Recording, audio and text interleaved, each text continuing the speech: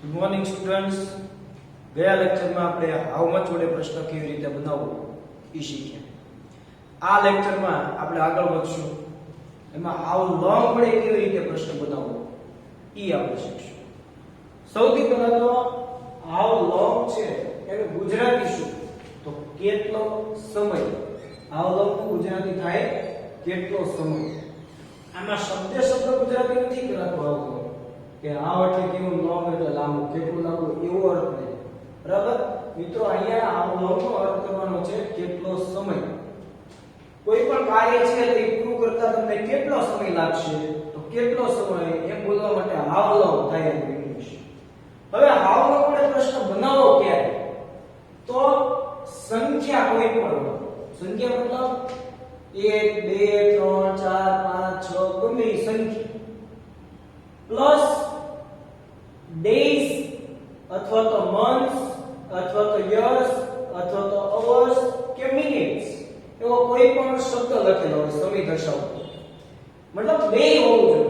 સંખ્યા તો હોવી જ જોઈએ 1 2 3 4 એવી ગમે એ સંખ્યા 1 2 3 4 5 6 7 એ ગમે એ સંખ્યા તો હોવી જ જોઈએ. અને સાથે સાથે એક ડેઝ શબ્દ હોવો જોઈએ સંખ્યાની પછી, અથવા તો સંખ્યાની પછી મંથ્સ લખેલું હોવું જોઈએ, અથવા તો સંખ્યાની પછી યર્સ લખેલું હોવું જોઈએ, અથવા સંખ્યાની પછી અવર્સ લખેલું હોય, અવર્સ મતલબ કલાકો, અથવા તો સંખ્યાની પછી મિનિટ્સ, આવો કોઈ પણ સમય લખેલો હોય સંખ્યાની પછી. તો આવી રીતે બે વસ્તુ જો હોય અને એની નીચે અંડરલાઈન કરેલી હોય સંખ્યા અને એની પછી આપેલો સમય.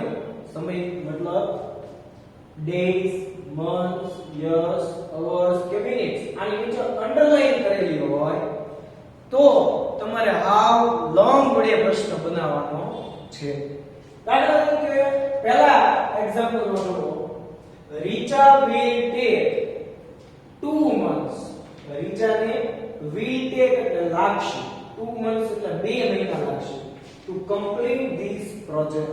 આ પ્રોજેક્ટ પૂરો કરતા રીચાને 2 મહિના લાગશે.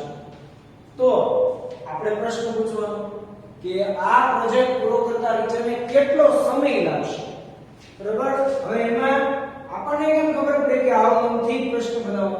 તો મેં તમને પહેલા કીધું સંખ્યા તો હોવી જ જોઈએ, સાથે સાથે આમાંની ગમે એક ઓબ્લિક જે કીધું છે એમાંથી ગમે એક ડેઝ, મંથ, યર, અવર્સ અથવા તો મિનિટ્સ એવો જે કોઈ સમય છે એની પછી લખી દો.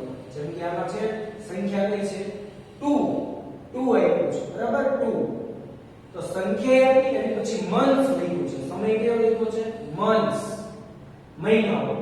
તો આ બંને આપ્યું છે, સંખ્યા આપ્યું અને મંથ્સ મતલબ મહિનાઓ એવો સમય પણ આપ્યો છે. બંને હોય જો એ જે સમય છે એની જ સંખ્યા. બરાબર.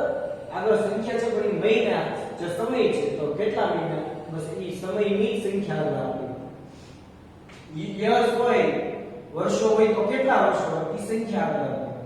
મતલબ બે વસ્તુ હોય કે સંખ્યા 1 2 3 4 5 6 7 એ કોઈ પણ સંખ્યા અને સાથે સાથે મહિના, વર્ષો, દિવસો, કલાકો, મિનિટો એવો કોઈ સમય આપ્યો હોય અને બેની નીચે જો અંડરલાઈન કરેલી હોય તો આપણે આ લોંગ વડે પ્રશ્ન બનાવવાનો છે. સૌથી પહેલા આપણે મૂકશું હાઉ લોંગ.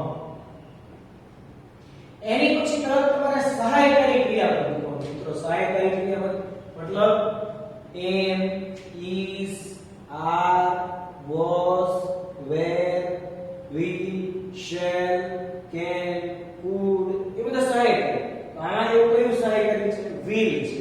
W I બનાવે will, તો એ will. will આપ્યું તો will જ મૂકવાનું. બરાબર. is આપ્યું તો is જ, અને was આપ્યું તો was જ. જે આપ્યું એ મૂકવાનું. નો આપ્યું એ વસ્તુ મૂકવાની નથી. તો will આપ્યું તો will મૂકવાનું. એની પછી આગળનો કરતા રીચા. આગળનો કરતા આવી જાય પછી લાઈનમાં જ પાછળ જવાનું છે અને એમાં ક્રિયાપદ છે એ બાકી છે લખવાનું. ટેક ત્યાંથી શરૂ કરશું.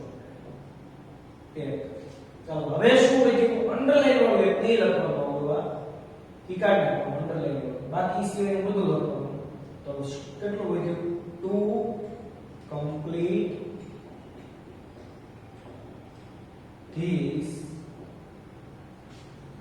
project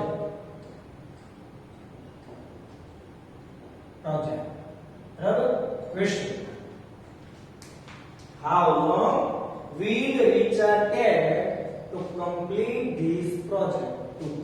this project તો રિચાર્ડે આ પ્રોજેક્ટ પૂરો કરતા કેટલો સમય લાગશે how long એટલે કેટલો સમય અને will take એટલે લાગશે ચાલો બીજું વાક્ય જુઓ it will take 8 hours to reach Surat પહોંચતા 8 કલાક લાગશે હવે તમે જુઓ આપણને કેમ ખબર પડી કે આ લોંગથી પ્રશ્ન બનાવો તો સંખ્યા આપી છે 8 e i j s t 8 આપ્યું છે સંખ્યાની સાથે સાથે સમય આપ્યો છે hours o u h o u r s બરાબર hours તો સંખ્યા અને સાથે સાથે આમાં કોઈ પણ days month years કે hours કે minutes એ સમય આપી દીધો બંને આપ્યું હોય અને બંનેની નીચે અંડરલાઈન કરેલી હોય તો જ તમારે આ લોંગ વડે પ્રશ્ન બનાવવાનો છે માત્ર જો 8 ની નીચે હોય સંખ્યાની નીચે તો આ લોંગ થી પ્રશ્ન બને નહીં કે માત્ર hours સમય છે કે years કે month એવો સમય છે ખાલી એની નીચે અંડરલાઈન હોય તો પણ આ લોંગ થી પ્રશ્ન ન હોય તમારે બંને નીચે અંડરલાઈન હોવી જોઈએ ફરજિયાત સંખ્યા કે અને એની નીચે hour month days એવો સમય છે એની નીચે પણ બંનેની નીચે અંડરલાઈન હોય તો જ માત્ર આ લોંગ વડે પ્રશ્ન બને ઓકે ક્લિયર સૌથી પહેલા તો આપણે how long મૂકશું how long પછી તમારે અહીંયા will સહાયકારી લખવાનું છે will હોય તો will is હોય તો is પછી તરત આગળના કરતા સ્થાને જે આપ્યું શું આપ્યું છે it હવે it નો પહેલો અક્ષર I કેપિટલ છે કારણ કે કોઈ પણ વાક્યનો પહેલો અક્ષર I કેપિટલ હોય હવે it અંદર વયો ગયો એટલે I છે સ્મોલ કરી નાખવાનો સ્મોલ મતલબ બીજી એબીસીડી બરાબર ચાલો હવે વધ્યું લખી નાખવાનું શું વધ્યું take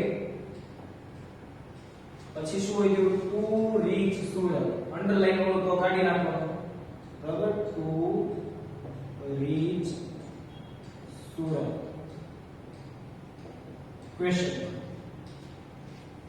એની પછી જુઓ મિત્રો ત્રીજું વાક્ય પ્રાચી took 2 hours to finish her work પ્રાચીને તેનું કામ પૂરું કરતા 2 hours એટલે 2 કલાક લાગ્યા હવે આમાં 2 ઈ સંખ્યા છે અને hours ઈ સમય છે બંનેની નીચે અંડરલાઈન છે બંનેની નીચે અંડરલાઈન હોય એટલે તમારે how long વડે પ્રશ્ન બનાવો તો સૌથી પહેલા how long મૂકશું હવે આમાં તો will હતો એટલે આપણે સહાયકારી will મૂક્યો આમાંય will હતો એટલે સહાયકારી આપણે will મૂક્યો પણ આમાં કર્તાની પછી કોઈ સહાયકારી will છે નહીં તો નો હોય તો નહીં મૂકવાનું તો આમાં શું આપ્યું took આપ્યું છે t double o k took t double o k took છે જે t double o k took ઈ કોનું ભૂતકાળ છે તો કે take નું ભૂતકાળ છે કોનું ભૂતકાળ છે take નું ભૂતકાળ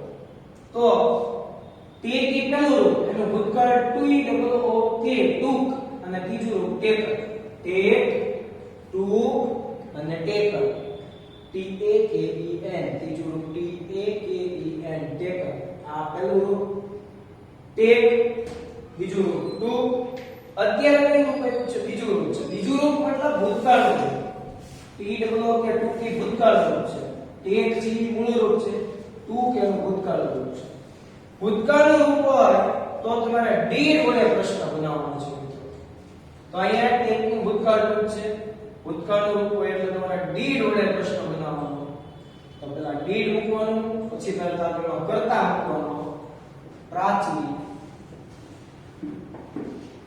આગળનો કર્તા આવી જાય પછી તમારે લાઈનમાં જ પાછળ જવાનું છે અંડરલાઈન કરેલું હોય એ સિવાયનું બાકીનું બધું લખી નાખવાનું પણ ક્રિયાપદ હોય એને મૂળ રૂપમાં ફેરવી નાખવાનું ભૂતકાળનું રૂપ હોય એટલે પહેલા રૂપમાં ફેરવી નાખવાનું તો ટૂંકનું પહેલું રૂપ શું થાય મિત્રો take બરાબર તો આપણે એનું કરી નાખશું take ધારો કે બાય નું ભૂતકાળ bought ખરીદ્યું b u y બાય એટલે ખરીદ્યું ભૂતકાળ bought ભૂતકાળ આપ્યું હોય તો પ્રશ્ન બનાવતી વખતે એનું પહેલું રૂપ કરી નાખવાનું બાય બરાબર ed વાળું આપ્યું હોય ભૂતકાળ તો ed કાઢીને પહેલું રૂપ કરવાનો. પ્લેડ એ કોઈ ઈડી લગાડી પ્લેડ, પ્લેનો ભૂતકાળ પ્લેડ, તો ઈડી કાઢીને ખાલી પ્લે કરી દો.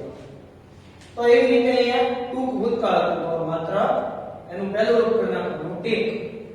ચાલો હવે શું થઈ ગયું?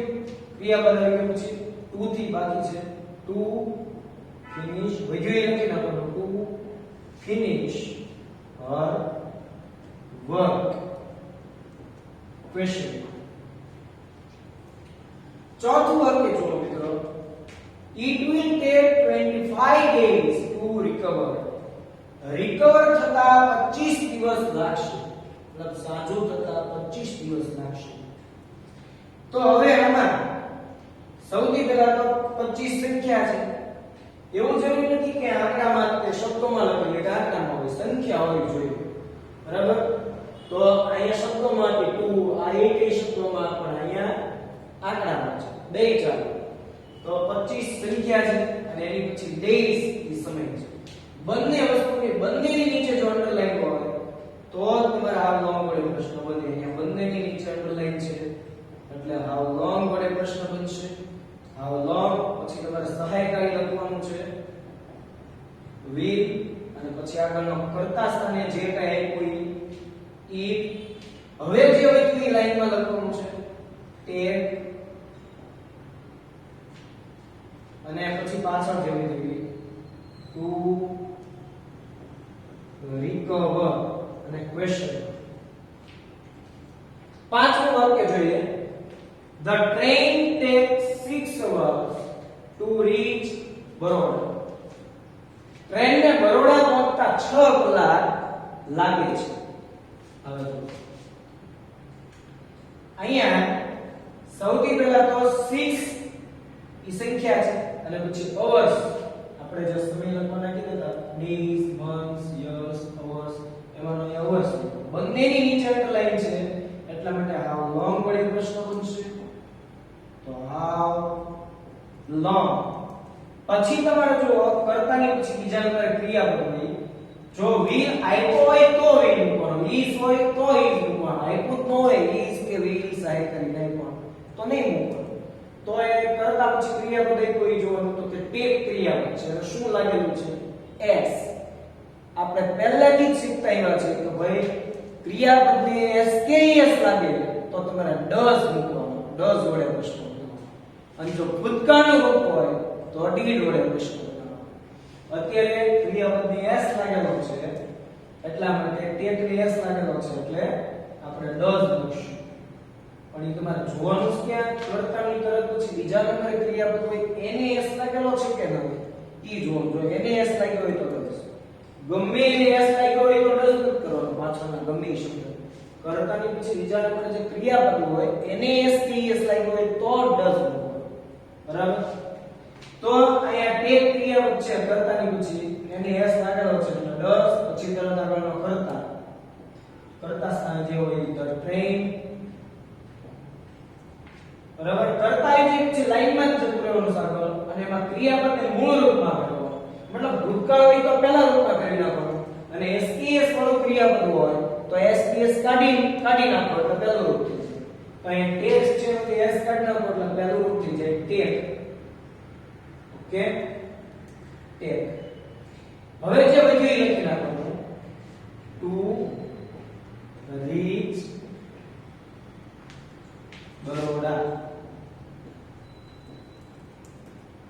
ક્વેશ્ચન. છઠ્ઠું વાક્ય જોઈએ. Popatlal will take 2 years. પોપટલાલને 2 વર્ષ લાગશે to complete his MBA. એનું MBA પૂરું કરતા 2 વર્ષ લાગશે. ચાલો તો હવે આપણે આનો આન્સર લખશું. સૌથી પહેલા તો ટૂંક સંખ્યા છે અને યર્સ સમય. બસ સંખ્યા અને સમય જે સમય છે એની સંખ્યા આપે છે એ બંનેની નીચે રૂપમાં અંડરલાઈન હોય એટલે હાઉ લોંગ વડે પ્રશ્ન બને.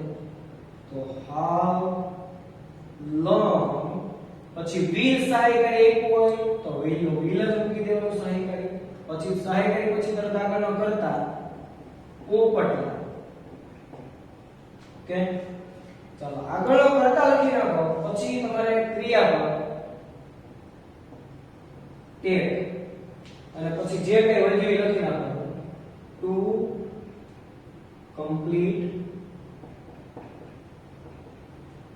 complete his MBA.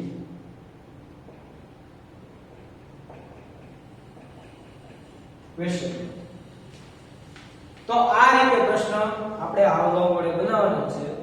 હવે આ MCQ માં પૂછાય તો કેવી રીતે હોઈ શકે? તમને આ રીતે બનાવતા આવડે એટલે MCQ માં તો બહુ ઈઝી પડી જાય છે. ઈ તો સરળ બની જાય તમારી માટે. તો MCQ માં પૂછે તો કેવી રીતે એક જોઈ લઈએ. તો Heta will take 2 years to pass GPSC. હેતાને GPSC pass કરતા 2 વર્ષ લાગશે. ચાલો હેતાને GPSC પાસ કરતા કેટલો સમય લાગશે? સૌથી પહેલા તો 2 એ સંખ્યા છે અને એની પછી યસ સમય. સંખ્યાનો સમય ડેઈલી રીતે અંડરલાઈન હોય તો સેન્ટિ પ્રશ્ન બને. તો કે હાઉ લોંગ. તો આપણે આમાં જોઈ લઈશું હાઉ લોંગ વડે પ્રશ્ન કયા છે. એ ઓપ્શન છે માં હાઉ લોંગ વડે પ્રશ્ન છે. બી માં હાઉ ઓફન છે એટલે બી કેન્સલ. સી માં હાઉ મેની છે એટલે ઈ પણ કેન્સલ. ડી છે ઓપ્શન એમાં હાઉ મચ છે એટલે ઈ પણ કેન્સલ. તો હાઉ લોંગ વડે પ્રશ્ન માત્ર એ ઓપ્શન માં જ છે એટલા માટે એ ઓપ્શન આપણો જવાબ. કદાચ હાઉ લોંગ વાળા બે વાક્યો હોય અને એમાં કંઈક એક વાક્યમાં થોડી ભૂલ પડી તો તમારે આખો પ્રશ્ન આપણે જેમ બનાવીએ એવી રીતે બનાવવાનો રહે કે ભાઈ સૌથી પહેલા તો સંખ્યા અને સમય બે નીચે અંડરલાઈન એટલે હાઉ લોંગ આવશે. પછી will ટ્રાય કરી છે એટલે will જ આવશે. પછી આગળનો કરતા હેતા છે તો હેતા આવશે. આગળનો કરતા પછી લાઈનમાં જ આપણે પાછળ જવાનું છે. બરાબર? કરતા હેતા લખી નાખો પછી લાઈનમાં જ પાછળ જવાનું. એમાં ક્રિયાપદ ટેક છે ટેકનું ટેક વધ્યું લખી નાખવાનું. To pass GPSC question. તો આ રીતે આપણે હાઉ લોંગ વડે પ્રશ્ન બનાવવાનો છે. તમને બધાને સમજાયું છે એવી હું આશા રાખું છું. છતાં પણ તમને કાંઈ પણ ક્વેરી હોય તો મારો કોન્ટેક્ટ કરી શકો છો. બરાબર? પ્રશ્ન ફોન કરીને પૂછી શકો છો. સારું.